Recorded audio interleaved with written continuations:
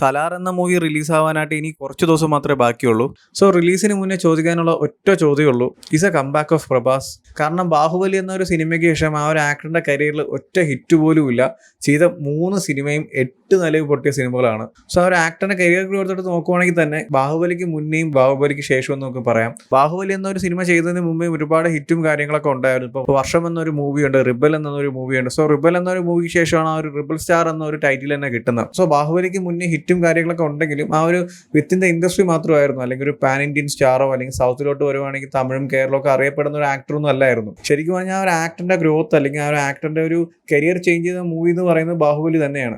ഈ ഒരു വീഡിയോയുടെ കണ്ടന്റ് ചെയ്യുമ്പോഴാണ് ഞാൻ പോലും അറിഞ്ഞത് ബാഹുബലി എന്ന സിനിമയ്ക്ക് മുമ്പ് പ്രഭാസ് വാങ്ങിയ സാലറി എന്ന് പറയുന്നത് വെറും 4 ലക്ഷം രൂപയാണ്. ആദിപുരുഷ് എന്നൊരു സിനിമയ്ക്ക് ആ ഒരു ആക്ടർ വാങ്ങിയ സാലറി എന്ന് പറയുന്നത് 200 കോടിയാണ്. സോ എങ്ങനെ ഒരു ആക്ടർ 4 ലക്ഷത്തിൽ നിന്ന് 200 കോടി എത്തുമെന്ന് ചോദിച്ചാൽ ഒറ്റ ആൻസറേ ഉള്ളൂ, ബാഹുബലി. കാരണം ആ ഒരു സിനിമയാണ് പ്രഭാസിന്റെ ലൈഫും അല്ലെങ്കിൽ പ്രഭാസിന്റെ ആക്ടിങ് കരിയറും അല്ലെങ്കിൽ ആ ഒരു സ്റ്റാർഡവും ആ ഒരു പാൻ ഇന്ത്യൻ ലെവലൊക്കെ എത്തിച്ച ഒരു സിനിമ എന്ന് വേണമെങ്കിൽ പറയാം. ആ ഒരു സിനിമയ്ക്ക് പ്രഭാസ് വാങ്ങിയ സാലറി എന്ന് പറയുന്നത് 25 കോടിയാണ്. അതായത് പാർട്ട് 1 ആൻഡ് പാർട്ട് 2. ആ ഒരു സിനിമ ഡയറക്ട് ചെയ്ത രാജമൗലി ആയതുകൊണ്ട് തന്നെ ആ ഒരു ആക്ടറിനെ എങ്ങനെയൊക്കെ യൂസ് ചെയ്യാം അല്ലെങ്കിൽ ആ ഒരു ആക്ടറിന്റെ പൊട്ടൻഷ്യൽ എന്താണെന്ന് നന്നായിട്ട് അറിയുന്ന ഒരു ഡയറക്ടർ ആയിരുന്നു. സോ അതുകൊണ്ടാണ് ബാഹുബലി 1ഉം 2ലും നമ്മൾ പ്രഭാസിന്റെ ഒരു ടോപ്പ് ലെവൽ പെർഫോമൻസോ അല്ലെങ്കിൽ പ്രഭാസ് എന്താണ് അല്ലെങ്കിൽ പ്രഭാസിന്റെ പെർഫോമൻസ് എങ്ങനെയാണെന്ന് നമ്മൾ ശരിക്കും കണ്ടത്. കാരണം ആ ഒരു ഒറ്റ സിനിമ കൊണ്ട് ആ ഒരു ആക്ടറിന്റെ സ്റ്റാർഡും അല്ലെങ്കിൽ ആ ഒരു ആക്ടറിന്റെ ലെവൽ തന്നെ ടോട്ടലി ചേഞ്ച് ചെയ്തിട്ടുണ്ട്. ആ ഒരു സിനിമയ്ക്ക് മുന്നേ പ്രഭാസിനെ അറിയാത്തവരായിട്ട് ഒരുപാട് പേരുണ്ട്. പക്ഷേ ഇപ്പോൾ പോയി ചോദിച്ചാൽ ഉറപ്പായിട്ട് അറിയാന്നേ പറയത്തുള്ളൂ. കാരണം അത്രമാത്രം ആക്ടറിന് ഒരു റീച്ച് ഉണ്ടാക്കി കൊടുത്ത സിനിമയാണ് ബാഹുബലി എന്ന് പറയുന്നത്. അതിനുശേഷം ഒരുപാട് മൂവീസ് ചെയ്തിട്ടുണ്ടെങ്കിലും ആർക്കും ആ മൂവീസ് എന്താണെന്നോ അല്ലെങ്കിൽ അയാൾ എന്തായിരുന്ന റോളെന്നോ ഒന്നും അറിയത്തില്ല. പക്ഷേ എല്ലാവരും ഇപ്പോഴും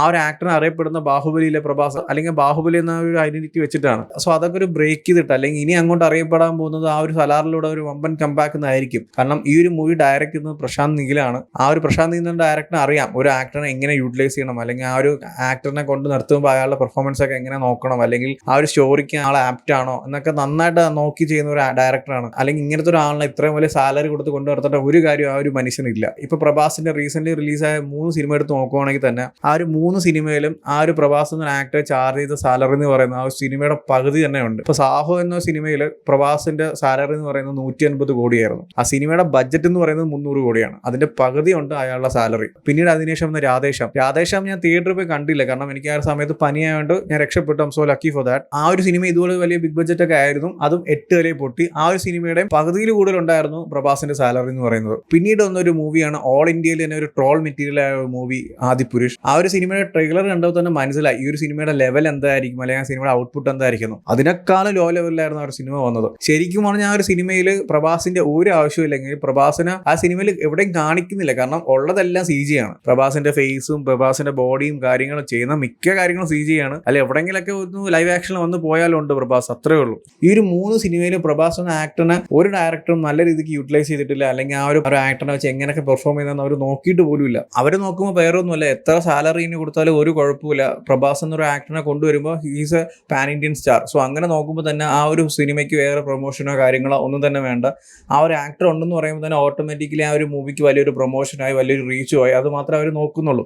അല്ലെങ്കിൽ ആ ഒരു ആക്ടറെ എങ്ങനെ യൂസ് ചെയ്യണം അല്ലെങ്കിൽ അവരുടെ സ്റ്റോറിക്ക് വേണ്ടിയിട്ട് ആ ഒരു ആക്ടറിന്റെ പെർഫോമൻസ് കാര്യങ്ങളൊക്കെ എങ്ങനെ ബെറ്റർ ആക്കണമെന്ന് ഇതുവരെ വന്ന 3 മൂവീസിലും എവിടെയും ഞാൻ കണ്ടിട്ടില്ല. സോ ഇനി വരാൻ പോകുന്ന മൂവി ആയിട്ടുള്ള സലാറിൽ അതെല്ലാം ടോട്ടലി ബ്രേക്ക് ചെയ്തിട്ടുള്ള ഒരു ഔട്ട് തന്നെ നമുക്ക് കാണാൻ സാധിക്കും. കാരണം the movies director by Prashanth Neel. അതിന്റെ അപ്പുറത്തേക്ക് ഒന്നും വേണ്ട. ആ ഒരു ഡയറക്ടറും ആ ഒരു ടീമിന്റെ അടുത്തുള്ള വിശ്വാസം മാത്രമാണ്. കാരണം യശ് എന്ന ഒരു ആക്ടറിന് ആ ഒരു KGFന് മുമ്പ് ആർക്കും അറിയത്തില്ല. പക്ഷെ ഇന്ന് യശ് എന്ന് പറയുമ്പോൾ ഒരു പാൻ ഇന്ത്യൻ ലെവൽ അല്ലെങ്കിൽ എല്ലാവർക്കും എല്ലാ ആൾക്കാർക്കും ആ 2 മൂവീസ് ആ ഒരു KGF 2 എന്ന് പറയുന്ന മൂവിയുടെ റീച്ച് എന്ന് പറയുന്നത് നമ്മൾ ഉദ്ദേശിക്കുന്നതിന്റെ അപ്പുറത്താണ്. സോ ആ ഒരു യശിന് ഇത്ര വലിയ സ്റ്റാർഡും അല്ലെങ്കിൽ ഇത്ര വലിയൊരു കരിയർ ഗ്രോത്ത് ചെയ്ത് കൊടുത്ത ഡയറക്ടറാണ് പ്രശാന്ത് നീൽ എന്ന് പറയുന്നത്. സോ ആ ഒരു മനുഷ്യന്റെ അടുത്ത് വരാൻ പോകുന്ന മൂവി ഇങ്ങനെ റീസെന്റ് എല്ലാ പടവും പൊട്ടിച്ചുകൊണ്ടിരിക്കുന്ന ഒരാളെ കൊണ്ട് അത് ചെയ്യിക്കുകയാണെങ്കിൽ അത് ചുമ്മാ ആയിരിക്കത്തില്ല. കാരണം പ്രശാന്ത് നീലിനെ അറിയാം പ്രഭാസ് എന്ന ആക്ടറിനെ എങ്ങനെ യൂസ് ചെയ്യണം അല്ലെങ്കിൽ എങ്ങനെ യൂട്ടിലൈസ് ചെയ്യണം, ഈ സ്റ്റോറിക്ക് വേണ്ടിയിട്ട് ആ ഒരു ആക്ടറിനെ എങ്ങനെയൊക്കെ നമുക്ക് കൊണ്ടുവരാം എന്നൊക്കെ നല്ല രീതിക്ക് തന്നെ സ്റ്റഡി ചെയ്തിട്ട് അടിപൊളിയായിട്ട് തന്നെ പ്രസന്റ് ചെയ്യുന്നുള്ള കാര്യം ഷുവറാണ്. നമ്മളത് ആ ഒരു ട്രെയിലർ കണ്ടിട്ടുള്ളതാണ്. ആ ഒരു ട്രെയിലറിലെ കുറച്ച് സീക്വൻസ് ആയാൽ പോലും അത്ര അടിപൊളിയായിരുന്നു പ്രഭാസിന്റെ പെർഫോമൻസ് എന്ന് പറയുന്നത്. സോ ആ ഒരു ട്രെയിലറിൽ തന്നെ ഇങ്ങനെയാണെങ്കിൽ ആ ഒരു എൻ്റയർ മൂവിയിൽ പുള്ളിക്കാരൻ പൊളിക്കുന്നുള്ള കാര്യം ഒരു സംശയം വേണ്ട.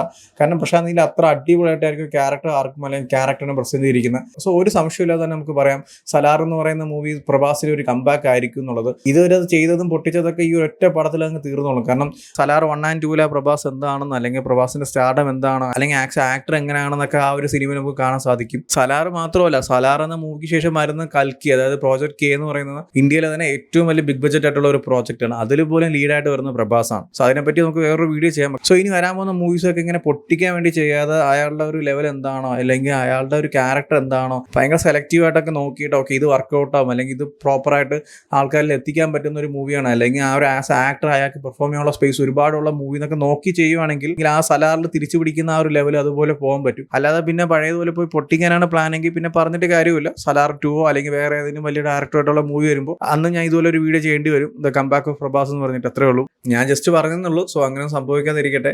അല്ലെങ്കിൽ കഴിഞ്ഞ 3 പടക്കം പൊട്ടിച്ചപ്പോൾ ശരിക്കും എന്താണ് പ്രശ്നമെന്ന് ആ ഒരു മനുഷ്യന് മനസ്സിലാവും. ആ ഒരു 3 പടക്കത്തിന്റെ കേസിൽ ഞാൻ ഒരു ആക്ടറിനെ മാത്രമല്ല പറയുന്നത്, ആ ഒരു ഡയറക്ടറും ഇൻവോൾവ് ആണ്. സോ ഈ ഒരു പടം ഹിറ്റായി അല്ലെങ്കിൽ ഇതിന്റെ സക്സസ് ഒക്കെ ആകുമ്പോൾ പ്രഭാസിന് മനസ്സിലാവും, അല്ലെങ്കിൽ ആൾക്കാർക്ക് മനസ്സിലാവും ശരിക്കും എന്തായിരുന്നു പ്രശ്നം എന്നുള്ള കാര്യം. ഈ ഒരു സിനിമ പ്രഭാസിന്റെ കംബാക്ക് ആണെങ്കിൽ the rebel star is back in action. So Salaar എന്ന മൂവി തീർച്ചയായിട്ടും പ്രഭാസിന്റെ ഒരു കംബാക്ക് ആയിരിക്കട്ടെ.